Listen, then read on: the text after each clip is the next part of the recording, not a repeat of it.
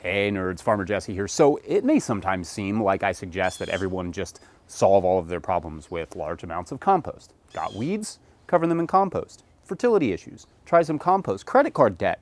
Compost it. Still kind of feel like that one should work. However, from the beginning of no-till growers, we recognized and tried to be sensitive to the fact that not everyone has access to good, uncontaminated commercial compost. Ourselves now somewhat included in that. So effectively, I did a self-imposed trial to see how long I could go without buying in compost and simply making my own amendments and compost by hand, largely creating our own fertility for the farm and still maintaining decent production. And well, I learned some things. So let's do it.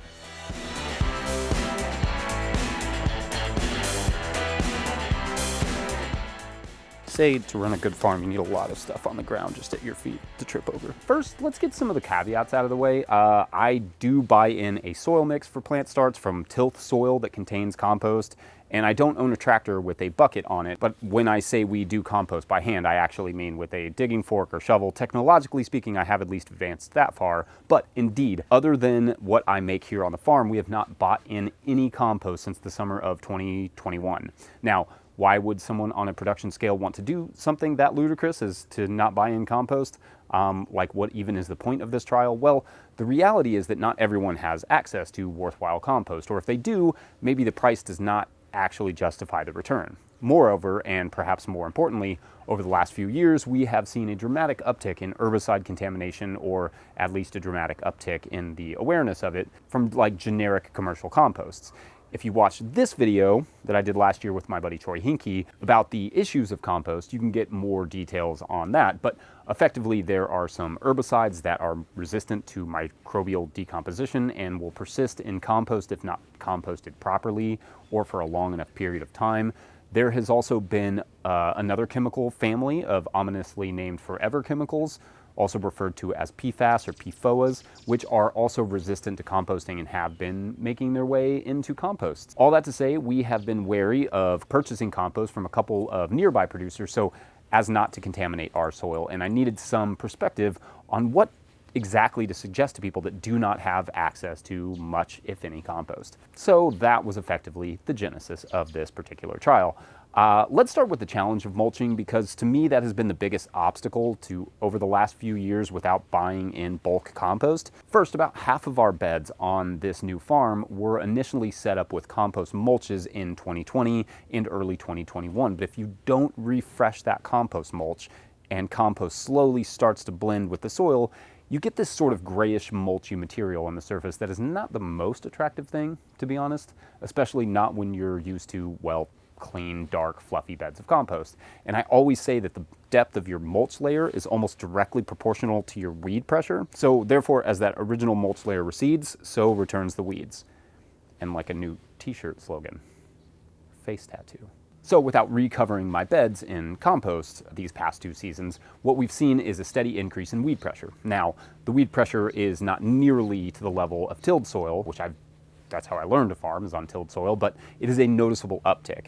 The soil has likewise not started to crust in the same way that it does with tilled soil, and it still feels somewhat mulchy on the surface, but weirdly, but not surprisingly, the germination is honestly a little better in these beds now than it was when it was compost mulch, because the water retention in the top layer is better. That is to say, there is better seed to soil contact in this broken down soil composty mix than in just straight compost, which can be a little hydrophobic. Hydrophobic just meaning terrified of water. That said, the water retention below the surface of this broken down mulchy material is seemingly not as good as the beds with compost mulch, like it wicks moisture more readily. And in case it's not obvious, I cannot possibly make enough compost by hand to mulch all of our beds. The compost I make by hand is strictly used as fertility, and a lot of it ends up in teas and extracts to spread it out as much as I possibly can. That said, I have tried to make up for the lack of compost mulch in other ways, because necessity is the birthplace of invention. I've found some different ways to utilize cover crops in and around the high rotation crops, which would be like your lettuces and your carrots and arugula and that sort of stuff. For one, crimson clover is a nice cover crop because it is so easy to sow on top of the soil and still get good germination. Plus, it's largely easy to eliminate in the spring. I've also been sowing peas in between our Salanova lettuce rows after the first harvest. Neither of those leguminous cover crops make the most incredible mulches, but will help and will improve the soil and keep it covered over the winter time and all those good things. And obviously, we are still using rye and vetch wherever we can, which do make slightly better mulches than the other cover crops, but are also not ready to terminate until May here in Kentucky Zone 6B. And I should say, I go into really great detail on literally everything I discuss in this video and on this channel in the Living Soil Handbook, which you can buy from no-tillgrowers.com. When you get it from us, the proceeds go to making more content like our Summer Farm Tour series or these videos. Yeah. On the slow rotation beds, we are continuing to use non-treated hay, which works wonderfully in terms of weed suppression and water retention. And we use that in combination with cover crops. The soil in those beds is incredible, and if it wasn't for how difficult it is to transplant large volumes of plants into hay mulch, I would honestly cover the entire outside garden in hay and then reserve my compost mulch for the tunnels. Hay beds take double the time, maybe even triple the time to transplant into, especially for things like lettuce. But switching to hay on every bed is very tempting, and hay costs less than half of what compost costs per bed. Anyway, that's perhaps for another video or for, a world in which I don't actually need to make money. Now, I mentioned fertility a second ago, so it's probably more like hundreds of seconds ago. But anyway, let's talk about some of the ways I have made up for fertility loss. For one, like I said, fertility is where all of my homemade compost is going. I put a couple of buckets of homemade compost on every bed before we transplant, a heavier feeder, or I make different teas and extracts in one overnight ferment I've mentioned before called JMS or Jadam microorganism solution. I use that mixture to saturate our compost to increase its microbial populations before applying it. In my context and my experience, few things have shown a more positive crop response quite like JMS. Basically bake a potato, smash it, put it in a cloth bag or compost bag, then add a pinch of garden soil and some compost in another bag, set both bags suspended in non-chlorinated water for about 24 hours at room temp. Mix that resulting liquid with your compost and then apply the compost to the soil. That's it. Just a bag with mashed potatoes and another bag with compost and water, basically. Anyway, we always add that particular mixture to our potatoes in the furrow at planting, and the crops are incredibly healthy. Look to the Jadam books for more guidance on this and other preparations that they recommend. I'll link all that in the show notes. One thing I have not increased my usage of is foliar sprays, but that is more a matter of the complications with organic certification regulations than a lack of desire to. I've generally found foliar applications to be effective in managing nutrient deficiencies and diseases. In organic certification, I have to prove the nutrient deficiency via a test or by demonstrating a deficiency via photographic evidence, cross-referenced with a scholarly publication that shows indeed that I have the nutrient deficiency I'm treating. And it has to be for every nutrient contained in the solution. It's possible, but it's not something I have a lot of time for. So I can spray compost teas and extracts, but if I want to purchase a specific nutrient spray, I have to show the specific deficiency. So that regulation is a little inconvenient for someone who grows 50 to 70-day crops as opposed to 120-day corn or perennial fruit trees, where the expense of a sap analysis may make more sense. Organic regulations are built around corn and soybean production largely, so it can be a little frustrating when, well, you're not growing a long season monoculture storage crop. Okay, I'm done.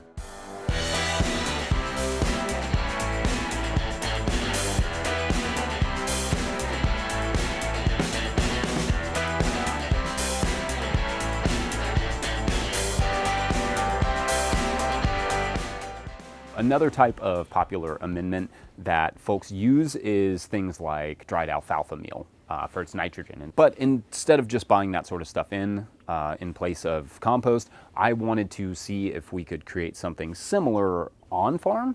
So I started drying wasted vegetation from, say, harvest in our greenhouse, and then crumbling that and spreading it on beds. Fun fact, I have no idea if it helped at all, because it was not exactly a thought out experiment as much as a random idea that I had. Indeed, I would actually really love to do that same trial as an experiment rather than a whim, because I could see farms having drying tunnels or areas where churning out a lot of dried material would be efficient and could make a really nice homemade fertilizer. Especially on harvest day, we wind up with several pounds of just discarded greens. Drying them could make a very fast way to reutilize them. The labor required to make all that dried vegetative material was pretty high, but could be a system that could work out with the right design. And I could see adding chopped up comfrey and grass clippings and those sorts of things to really flesh it out and make it a nice, diverse amendment. I did see some more nitrogen deficiencies since I stopped buying in compost that led to things like spots on our beet greens or yellowing in certain crops. I also noticed more unevenness in the beds. So one side would be growing really well and maybe one side would not be growing quite as well because there was a different distribution of nitrogen within that bed. If I were going to do this for any longer, I would have to find more material to make compost out of, preferably something with some manure in it. And spend significantly more time on that. A tractor with a bucket in a situation where you do not have good compost access, but do have access to large quantities of compostable materials like manures, would probably be a worthwhile investment. If I had a better nitrogen source like a manure that I could trust, I would almost certainly make that investment myself. It would make a lot of sense and it would probably save my back, which also makes a lot of sense. But right now, our compost is mostly vegetative material and wood chips and leaves, which are a vegetative material. I just need access to more of that slimy, poopy stuff, to use the technical terminology. Hey, I'm jumping in here real quick several days later because the original ending I did to this video simply did not add enough value. And also, who doesn't love a costume change? So anyway, I'm redoing it to make sure you can walk away from this video with a good idea of how to approach a situation in which you don't have a lot of compost access. First, I learned in these past 2 years that it is possible to go without purchasing compost. It just requires a lot more creativity and thoughtfulness on your part. Yields might decline a bit, weeds may increase, moisture may be a little bit more fleeting, but I did not see a lot of disease issues or honestly a lot of nutrient deficiencies. You have to be thoughtful about it. I was actually impressed at how well the gardens did overall, all things considered. If you're going to take bulk compost out of the picture, you just have to have a plan for replacing the mulching element and the fertilizing element in particular. But as we talked about in the mulching video, this one, not all mulches are safe and not all mulches are created equal. So as for fertility, making some of your own compost, perhaps using animals to supplement like chickens, and even employing some foliar sprays could help. I did not shout out Neptune's Harvest for their fish fertilizers earlier, but those have helped us a lot in our tunnels and in our compost teas and etc. There's even a discount code in the show notes if you're interested. And like me, don't live close enough to an ocean to make your own fishy stuff. Ordering in those dried meals like alfalfa meal, where compost is too expensive, is also a decent option, as it can be, emphasis on can be more cost effective. Obviously, cover crops have been a huge part of our system and will continue to be so. In fact, if I had enough space to take half of my garden out of production every year, I would just cover crop it and I would have no real need for compost for the most part in terms of mulch or fertility. But space is limited here. In the end, for us, on our scale of roughly 3/4 of an acre in production, we have to make a decision to either buy in compost or buy a tractor with a bucket to help make compost. But since we don't have access to a good manure source yet, the tractor does not make sense for us. Ultimately, it was a good, interesting trial, and it taught me a lot about how little you need to grow food, even on a decent scale. But because our farm is a business, we have to maximize our efforts. And frankly, I will take compost over any amendment any day. I just need a little bit more of it. Last, I should say we are working on improving the state of compost in this country with shows like the Composter podcast. So if you're interested in starting a compost company, hint, hint, check out that podcast for some guidance. Anyway, I think that's enough rambling from me for the day. If you'd like to support more videos like this, pick up a copy of the Living Soil Handbook or a hat or some merch from no-tillgrowers.com. Become a Patreon member at patreon.com/no-tillgrowers or just hit that super thanks button. That works too. Otherwise, like this video if you like this video, and if you are not subscribed to this channel, hit the subscribe button, and if you are subscribed, you're awesome. Thanks for watching. We'll see you later. Bye.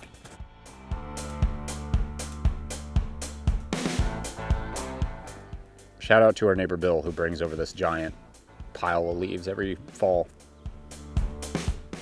It's amazing.